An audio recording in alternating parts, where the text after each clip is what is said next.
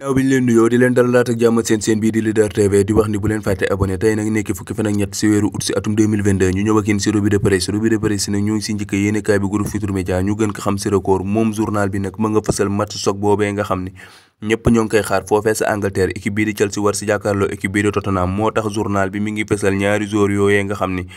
kenn ki côté Tottenham la nekk kenn ki côté Chelsea ku si mel ne Harry Kane mi nga xam ni côté Tottenham la nekk di fa doxal bu baax mais l'international sénégalais bii di Kalidou Koulibaly nga xam ni saison ren bii la ñëw foofee sa Chelsea moom Kalidou Koulibaly nag ñoo ngi koy xaar si match choc boobee nga xam ne war na am dimanche bii ñu jëm su 15h30 jotee foofee sa Angleterre sa Premier League ba tey foofee sa Angleterre bari na match yi nga xam ne ñoo ngi ko fay xaar tey samedi bi équipe bu si mel ne Aston Villa war si jàkkaarloo équipe bii di Everton mais équipe bu si mel ne Arsenal war si jàkkaarloo équipe bii di Leicester tey samedi bii la ba tey journal bi ñoo ngi fay fekk muy fësal fanweeri joueur yooyu nga xam ne ñooy xëccoo trophée bu ñuy wax Ballon d'Or nga xam ne dinañ ko jox joueur bi gën a xarañ ci at bi si wàllu football moom l'international sénégalais bii di Sadio Mané bokk na si fanweeri joueur yooyu mais kii di Lionel Messi bokkul si fanweeri joueur yooyu nga xam ne ñoo ngi koy xëccoo si atum 2022 bi moom Lionel Messi absent am bii nag gëj na am depuis 2005 ba tey journal bi ñoo ngi fay fekk l'international brésilien boobee ñu gën a xam si Neymar moom Neymar bii nag nga xam ni sa Paris Saint-Germain googee la nekk moom Neymar bokkul si fanweeri joueurs yi nga xam ni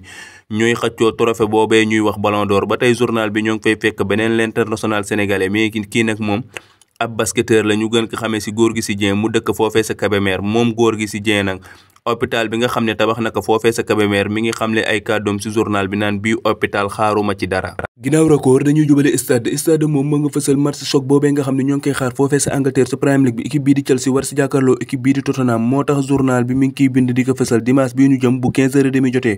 ba tey journal bi ñoo ngi fay fekk championnat yooyu nga xam ne commencé na mais équipe yu mag yi nag ñoom ñoo ngi leen di xaar pour ñu commencé seen championnat équipe bu si mel ne FC Barcelone tey jii la war a commencé championnat bu 19h jotee moom FC Barcelone war na si jàkkaarloo équipe bu ñoo wax Rayo Vallecano ba tey moom Real Madrid gii nag dimanche bii ñu jëm la war a commencé championnat moom Real Madrid bu 20h jotee la war a commencé championnat war si jàkkaarloo équipe bu ñuy wax Almeria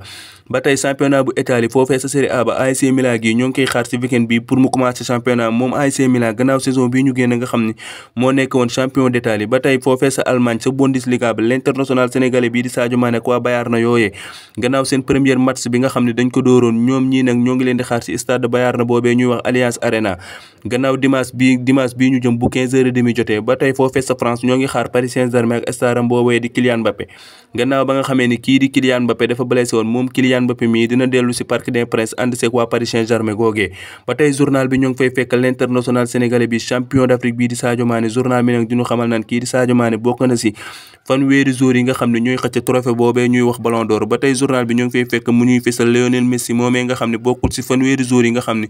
ñoom nañu tànn pour ñu war a xëcc Ballon d'Or ba tey journal bi ñoo ngi fay fekk gardien de but boobu l'international sénégalais boobee di Edouard Mendy mi ay kàddoom muy xamle naan foofee sa Qatar dinañu def lépp dinañu def lu ñu man ak lu ñu mënul foofee sa Qatar sa coupe du monde ba ginnaaw stade dañuy jubale la turbine nag moom ma nga fësal di bind naan Sadio Mané parmi les successeurs de Messi mooy Sadio Mané mi gannaaw bi nga xamee ni bokk na si fanweeri joueurs yi nga xam ne ñooy xëccoo Ballon d'Or bi Sadio Mané mi mën na remplacer kookee di Lionel Messi gannaaw saison bii ñu génn nga xam ni